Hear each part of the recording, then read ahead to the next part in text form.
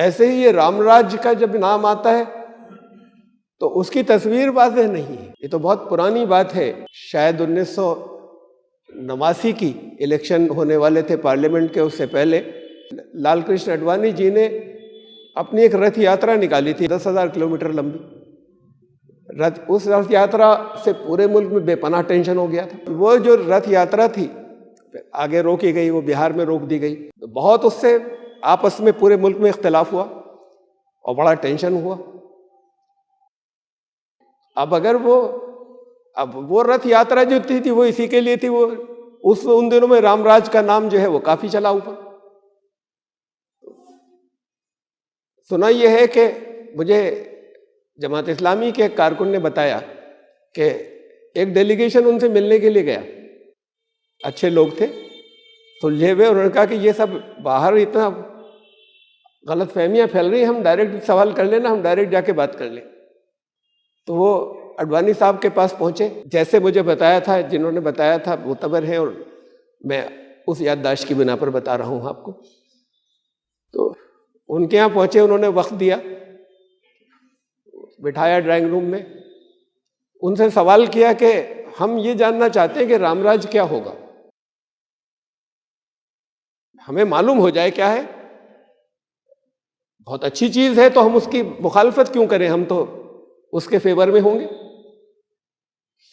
कोई चीज हमारी अगर उसके अंदर ऐसी हमें महसूस होगी कि अच्छी नहीं है तो हम उसकी करेंगे मुखालफत। तो है क्या रामराज? तो मुझे बताया गया कि उन्होंने एक कहा लगाया और उन्होंने कहा आप तो बड़े सीधे लोग हैं, अरे भाई शरबत पीजिए, रखा हुआ है और जाइए, ये सब सियासी बातें। तो ये है मतलब रामराज की तस्वीर या पिक्चर, या रामराज क्या है ये नहीं बता सके वो, या नहीं बताया उन्होंने, और या ये उनकी नीयतें ये नहीं थी जो असल रामराज का भी हो उसके लिए वो कुछ कर रहे हो, ये उनकी नीयत नहीं रही होगी। तो उन्होंने कहा हम साफ कहा, तो सियासी लोग तो ओपन साफ कह देते हैं जब ऐसी उसके अंदर बैठते हैं महफिलों या मजलिसों के अंदर जहाँ पर आवाम के सामने कोई रिकॉर्डेड मैसेज नहीं जा रहा हो। तो उनका जाइए अपना काम कीजिए, आप किस उसमें पड़ गए चक्कर में। खैर असल में ये इस वक्त जो अब रामराज का नाम भी अब कमाने लगा है, कहीं कहीं इत्तेफाक से नाम आता है, वरना असल तो राम मंदिर की है बात सारी जो चल रही है। और ये राम मंदिर जो है वो बहरहाल हिंदू दुनिया में जगह जगह मंदिर बनाते हैं, दूसरे मज़ाहिब के लोग भी अपनी अपनी इबादत गाहें बनाते हैं। वो एक हिंदुओं की चीज थी, अगर हिंदू बनाते, इसलिए कि वो इशू खत्म हो चुका था बाबरी मस्जिद से तनाज़े का, अगर कहीं बनाते तो बनाए तो उसका सियासत से कोई ताल्लुक होना नहीं चाहिए। एक मजहबी चीज है, अपना कर रहे हैं। वो समझते थे कि इस जगह पे रामचंद्र जी, या ये कि बहरहाल ये मैसेज दुनिया को दिया गया कि वो जगह है जहां रामचंद्र जी अयोध्या में वही जगह थी जहां पैदा हुए थे। वो सही था या गलत था, लेकिन इशू खत्म हो गया। खत्म हो जाने के बाद एक मजहबी बात रह जाती है। मजहबी बात की जब नाम आई तो उस पर शंकराचार्यों से तनाज़ा शुरू हो गया।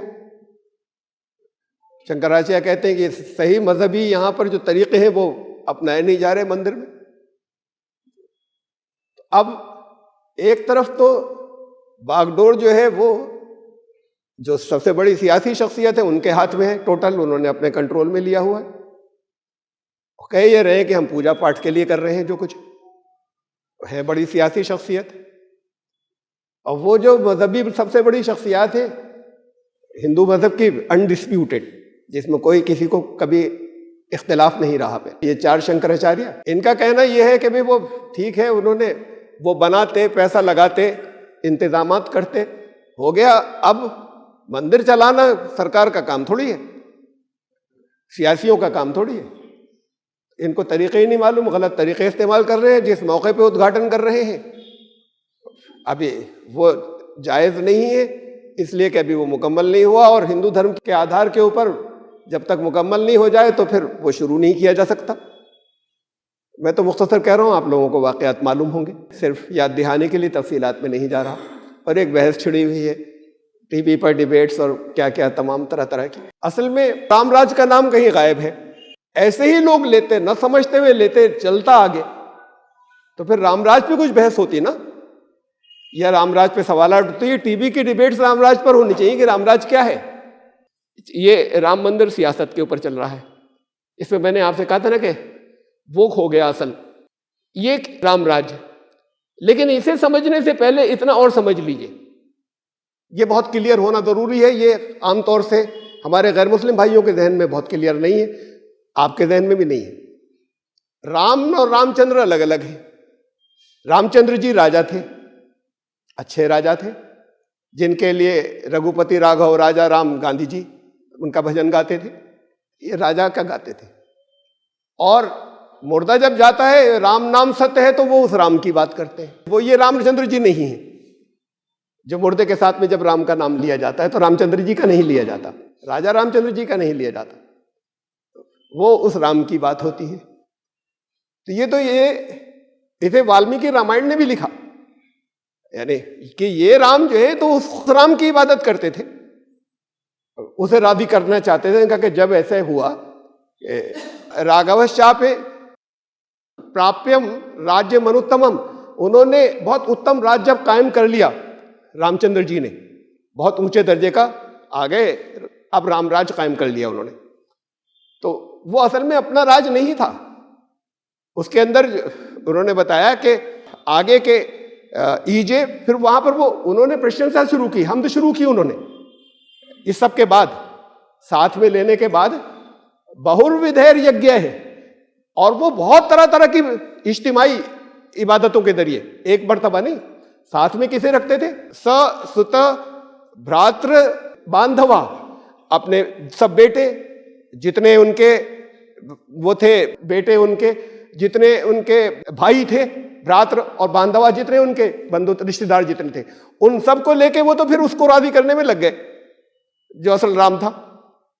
राज आ गया तो राजी करने का मतलब क्या है, सब ये सब अपने सारे खानदान के साथ में, अपने बेटों भाइयों और संबंधियों के साथ में, तो मतलब ये है कि वो उनका राज कायम कर रहे हैं उस राज के अंदर।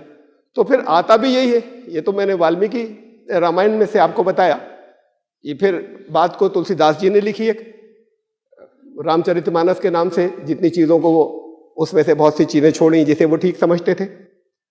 तो उन्होंने लिखा, दैहिक दैविक भौतिक तापा, कि किसी भी तरह की न तो जिस्मानी ना आसमानी बलाएं, न जिस्मानी तकलीफें, और न कोई बाकी समाज से भौतिक फिजिकल किसी भी तरह की तकलीफें रामराज में नहीं थी। रामराज नहीं, कहीं व्यापा, किसी जगह कहीं नजर नहीं आती, रामराज में होती नहीं थी। इतना सुकून था, इतने सारे लोग खुश थे उसके अंदर, और खुश तो नहीं थे, प्रेम था सबका आपस में एक दूसरे से।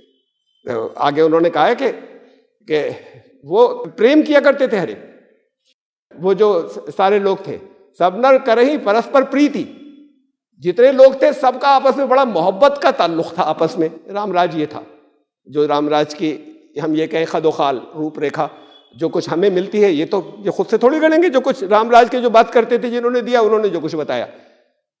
और क्या था उसके अंदर, और ये था कि चला ही स्वधर्म, हर एक अपने अपने धर्म के ऊपर चलता था। कैसे, निरत श्रुति नीति, वेद के मुताबिक चलता था, खुदा के कलाम के मुताबिक।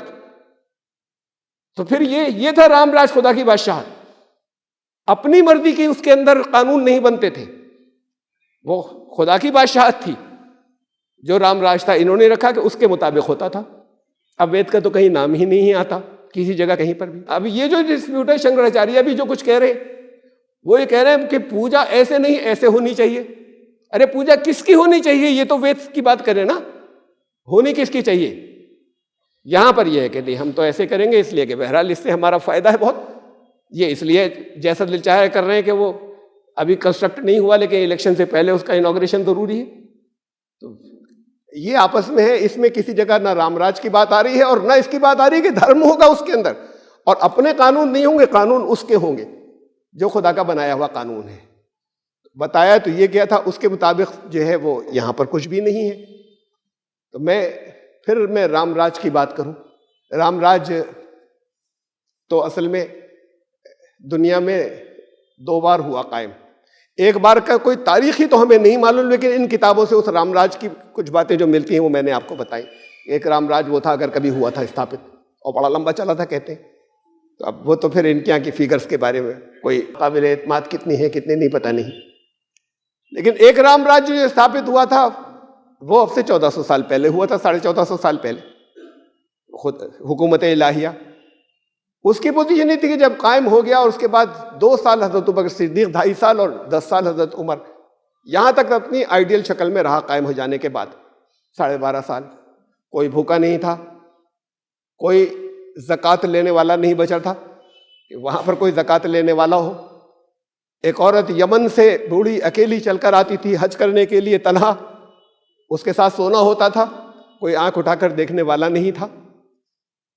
न भूख थी न खौफ था किसी तरह का। तो ये तभी होगा जब आपस में मोहब्बत का हर तरीके से माहौल होगा। ये तभी होगा कि जब कानून उसके लागू होंगे।